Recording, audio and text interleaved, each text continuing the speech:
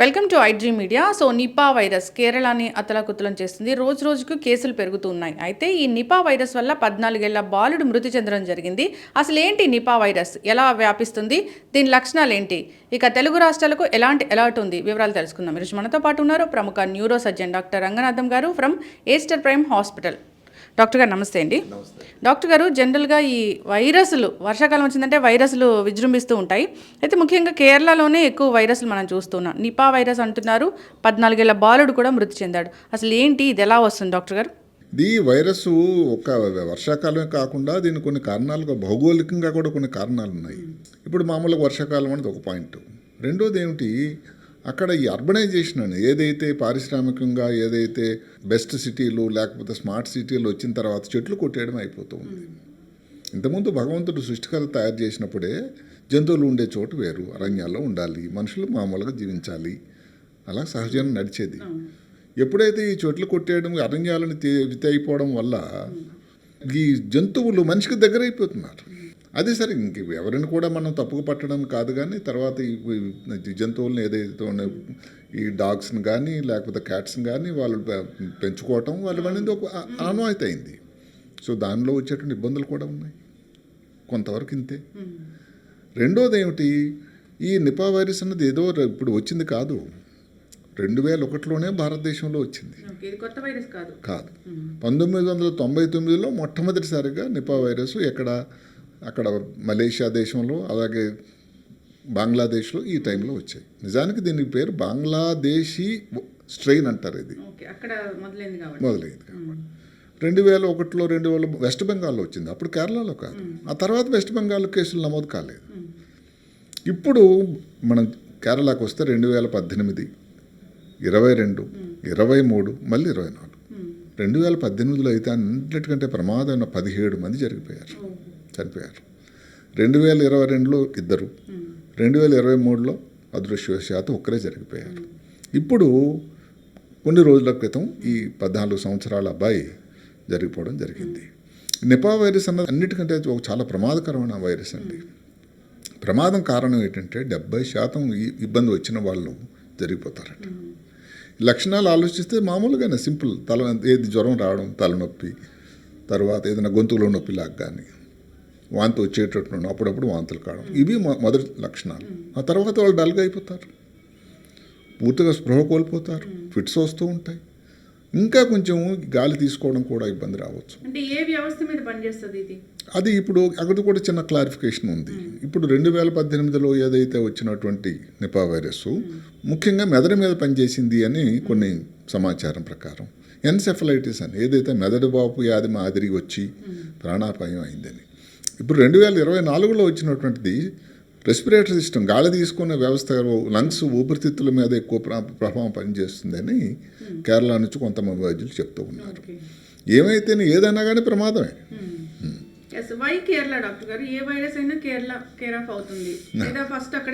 ఇది అక్కడ అది ట్రాపికల్, ఇంగ్లీష్లో ట్రాపికల్, వర్షం బాగా పడేటువంటి ఉంటే ఎండ లేకపోతే వర్షం ఉండే ప్రదేశం. రెండోది ఏమిటంటే చెట్లు కొట్టడం అన్నది ఏదైతే చాలా గ్రీనరీకి పేరు ప్రఖ్యాంతన, ఏది గాడ్స్ ఓన్ కంట్రీ అనే దాని పేరు. ఈ చెట్లు కొట్టేయడం అవడం వల్ల ఏమిటైతే అరణ్యాల్లో ఉండాల్సిన జంతువులు, పక్షులు, బ్యాట్స్ అనుకున్న గబ్బిలాలు, ఇది వచ్చిన వ్యాధి దేనివల్ల, ఫ్రూట్ బ్యాట్స్ అంటారండి, మెగా బ్యాట్స్ అంటే గబ్బిలాల్లో అన్నిటికంటే పెద్ద సైజ్ అట. ఇవి ఉండాల్సిన ప్లేస్ నుంచి బయటకు వచ్చేసి మనుషుల్ని దానికి అక్కడ నుంచి వచ్చినట్టు దాని రెట్టలు కానీ దాన్ని హ్యాండిల్ చేయడం వల్ల కానీ వచ్చి ఏవో పళ్ళు తింటున్నాయి. ఆ పళ్ళు తింటే అసలు మామూలుగా ఊళ్ళలో ఏంటి, ఈ పక్షి తిన్నది చాలా రుచిగా ఉంటుందని ఏదో ఒక ఆలోచన ఉంది. అది పిల్లలు తిన్నారనుకోండి, దానివల్ల వస్తుంది. అదే ఒకసారి వచ్చి బ్యాట్స్, అదే కాకుండా ఒకసారి ఎవరికైనా మనిషికి వచ్చిందంటే అతని ద్వారా మిగతా వాళ్ళకి సంక్రమించరండి. మనిషి నుంచి మనిషి ట్రాన్స్మిషన్ అంటాం. డ్రాప్లెట్స్ ద్వారా కన్నా ముఖ్యంగా వాళ్ళు ఉండే ఆహార పదార్థాల ద్వారా కానీ, మనం చెప్పినటువంటి డ్రాప్లెట్స్ సెలవా కానీ, మూత్రంలో కానీ కంటామినేషన్ ఉంటే దాన్ని ఎవరైతే హ్యాండిల్ చేస్తారో వాళ్ళు కూడా వస్తుంది. ఇప్పుడు మాటకి ఈ అబ్బాయి ఇప్పుడు ప్రస్తుతం జరుగుతున్నటువంటి కేరళ కేసు అనుకోండి, దగ్గర 394 మందిని నియర్ బై కాంటాక్ట్స్ అని గుర్తించారు. వాళ్ళందరూ పర్యవేక్షణలోనే ఉన్నారు. అందులో 190 మంది దగ్గర హెల్త్ వర్కర్స్. దీంట్లో కూడా క్వారంటైన్లో ఉంచడం అలా జరుగుతుందా? దానికి క్వారంటైన్ అనేది ఏమిటంటే దీనికి ఇంకా పక్కాగా వివరాలు రాలేదు. ఎందుకంటే ఇది ఒక్కొక్కసారి 4 రోజుల నుంచి 45 రోజుల వరకు లక్షణాలు కనబడకపోవన్నమాట. అయితే ఏమిటంటే దానికి క్వారంటైన్ అంటే మిగతా వాళ్ళ నుంచి ఐసోలేషన్లో ఉండాలి. దానికి ఎంత పీరియడ్ అనేది దిశానిర్దేశం ఇంకా రాలేదు. దానిలో ఏమిటి, దానివల్ల ఈ ఇన్ఫెక్షన్ తాలూకు తగ్గిపోతే మిగతా వాళ్ళకి రాకుండా ఉండడానికి ఆస్కారం ఉంటుందని ఆలోచన. ఇంకొకటి ప్రమాదం ఎందుకు కారణం అంటే ఇంతవరకు నిర్దిష్టంగా ఈ వైరస్కి, నిపా వైరస్కి ఇది మందు లేదు. అది ఈ మధ్య కాలంలో చెప్తున్నారు. మన దేశంలో కూడా ముఖ్యంగా విదేశాల్లో మోనోక్లోనల్ యాంటీబాడీస్, రెమెడిసివిర్ కూడా వాడారు. మోనోక్లోనల్ యాంటీబాడీస్ ఇది కొంత ఉపయోగకరంగా ఉంటుందనే ఆలోచనతోనే భారతదేశంలో ఉండేటువంటి ఐసీఎంఆర్ సంస్థ ఆల్రెడీ మోనోక్లోనల్ యాంటీబాడీస్ని సప్లై చేశారు ఇక్కడికి, ఈ కేరళకి. ఐసీఎంఆర్ నుంచి ఒక పెద్ద టీము, అలాగే నేషనల్ ఇన్స్టిట్యూట్ ఆఫ్ వైరాలజీ ఏదైతే పూణేలో ఉన్న టీము మొబైల్ వ్యాన్స్ పెట్టుకొని కేరళలో తిష్ట వేశారు. ఇప్పుడు రోజు రోజుకి కేసులు పెరుగుతున్నట్లేనా అక్కడ? ప్రస్తుతానికి గత కొన్ని రోజులు 24 గంటలు 48 గంటల్లో ఎక్కువ కేసులు నమోదు కాలేదు. అయితే కొంతమంది ఇప్పుడు ఏదైతే తమిళనాడు ఉంది, ఏదైతే కోయంబత్తూరు ఆ ప్రాంతాలు ఏమిటంటే వారు కేరళ దగ్గరగా ఉంటాయి. అలాంటి వాళ్ళందరూ కొంచెం ముందు జాగ్రత్తగా తీసుకోవడం, సరిహద్దులో ఎవరైతే వస్తున్నారో వాళ్ళకి ఏమైనా ఈ లక్షణాలు పాతకాలం కోవిడ్ మాదిరిని. ఇంకొక శుభదాయకం ఏమిటంటే మనం ఎప్పుడన్నా పాజిటివ్ న్యూస్ ఏమీ లేదని చెప్పి భయాన్ని చేయడం కన్నా ఒక ముఖ్యమైన విషయం ఏంటంటే ఈ కోవిడ్ వైరస్ తయారు చేసినటువంటి ఇంగ్లాండ్లో ఉండేటువంటి ఆస్ట్రాజెనకా సంస్థ, ఆక్స్ఫర్డ్ యూనివర్సిటీ వారి సౌజన్యంతో ఒక కోవిడ్ వ్యాక్సిన్లో ఏది నిపా వైరస్ వ్యాక్సిన్ తయారీలో ఉన్నారు, నిమగ్నమై ఉన్నారు. మరి దగ్గరలో, ఎందుకంటే మనం ఇప్పుడు చూస్తున్నటువంటి సైన్స్ ప్రగతిని బట్టి అది ఎంత దూరమో లేదని నాకు అనిపిస్తుంది. బట్ డాక్టర్ గారు, ఏదైనా కానీ ఇప్పుడు టీకా వేసుకోవాలంటే అందరూ భయపడే పరిస్థితి వస్తూ ఉంది. కోవిడ్లో మనం చూసాము, కరోనా వ్యాక్సిన్ వేసుకుంటే నష్టాలు జరిగాయని చాలా పుంకాలుగా మనం చదువుకోవడం జరిగింది. సో ఇలాంటి వైరస్కి వ్యాక్సిన్ అంటే జనాలు ముందుకు వస్తారంటారా? రావాలి. ఎందుకంటే ఇప్పుడు నష్టమని దానివల్ల లాభం తారేజ్ బేరేజ్ వేసుకుంటే ఏది ఉపయోగం ఎక్కువ? ప్రాణం పోయిన తర్వాత మీరు వచ్చి మిగతా చుట్టాలందరూ వేసుకుంటే అనేది ఆల్రెడీ ఆ కుటుంబంలో ముఖ్యంగా ఏదైతే వాళ్ళందరికీ వెన్నెముక లాంటి వాడు సంపాదించే వ్యక్తి కానీ పోయిన తర్వాత, కోల్పోయిన తర్వాత ఏం ఉపయోగం చెప్పండి? వ్యాక్సిన్ వల్ల ప్రమాదం అన్నది 100% లేదని ఏ సంస్థ కానీ ఏ వ్యాక్సిన్ కానీ లేదు. ఎందుకంటే చిన్న పోలియో వ్యాక్సిన్ అనుకోండి, పిల్లలకి ముక్కు మూసేసి 2 చుక్కలు వేస్తారు, దానివల్ల ఏదో జ్వరం వచ్చింది, ఇబ్బంది వచ్చింది చెప్పారు. మరి అలాగని 99.9 మందికి ఉపయోగకరం అవుతుంది కదా.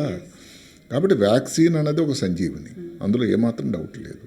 డాక్టర్ గారు, తెలుగు రాష్ట్రాలకి అలర్ట్ ఉందా? సో కేరళ నుంచి వస్తూ ఉంటారు కదా, సో ఏమైనా కేసెస్ ఏమైనా ట్రేస్ అవ్వడం జరిగిందా? ఇక్కడ ఎలాంటి జాగ్రత్తలు తీసుకోవాలి?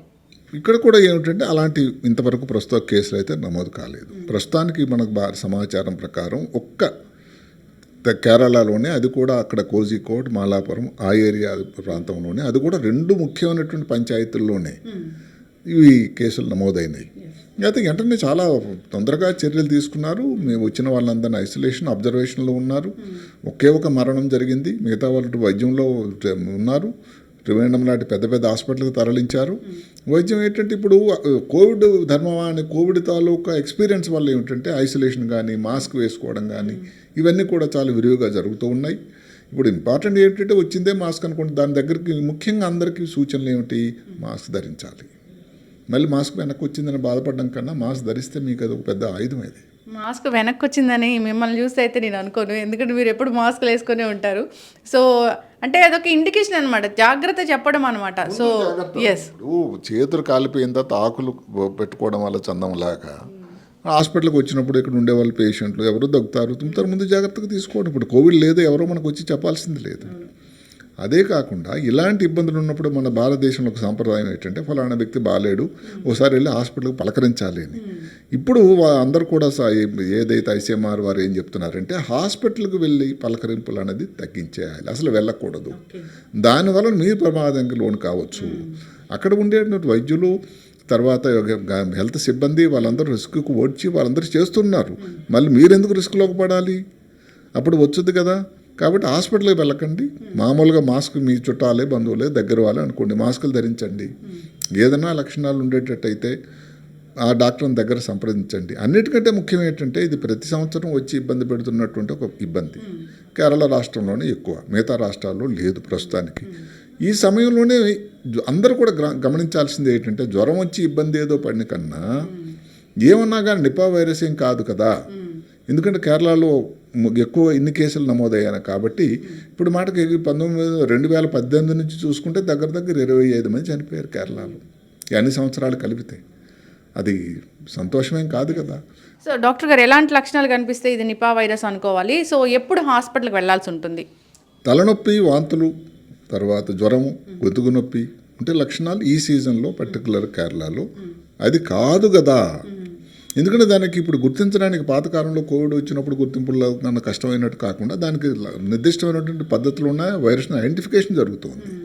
డాక్టర్ దగ్గరికి వెళ్ళడం అన్నది, ఎందుకంటే ఆ చుట్టుపక్కల అక్కడ ఉండేటువంటి డాక్టర్లకి ఇప్పుడు అమెరికాలో లేదు నిపా వైరస్, వాళ్ళు దాని గురించి తెలియకపోవచ్చు. ఇప్పుడు బంగ్లాదేశ్నో, ఫిలిప్పైన్స్లోనో, లేకపోతే సింగపూర్లోనో, మలేషియాలోనో కొన్ని కేసులు అప్పుడప్పుడు నమోదై ఉన్నాయి. వాళ్ళకు కొంత అవగాహన ఉంటుంది అట్లా. కాబట్టి ఎవరైతే దీన్ని రోజుగా వారి హ్యాండిల్ చేసే వాళ్ళకి దాని మీద అవగాహన ఉంటుంది. అక్కడ వాళ్ళు డాక్టర్లు చెప్పినటువంటి దాని ప్రకారం ఆ టెస్టులు చేయించుకోవడం, ఐసోలేషన్ అయితే ఐసోలేషన్లో ఉండడం చాలా ఉపయోగకరం. ఖచ్చితంగా డాక్టర్ గారు చాలా చక్కగా చెప్పారండి. మీరు చెప్పిన లక్షణాలు కనిపిస్తే కనుక ఖచ్చితంగా హాస్పిటల్కి వెళ్ళాలి. ఏదైనా జలుబు, దగ్గు, జ్వరాలు ఉంటే కనుక సో ఐసోలేషన్లో ఉంటే కూడా మంచిదే డాక్టర్ గారు. మీరు అన్నట్లు ఒకసారి చూపించుకుంటే అసలు అదా కాదా అని తెలిసిపోతుంది. అది కాదు అంటే సంతోషపడదాం. ఆ టెస్టులు మన మాటకి 394 మందిలో నెగిటివ్ వచ్చిన వాళ్ళు దగ్గర 250 పైన అంటే మరి వాళ్ళందరూ సంతోషమే కదా.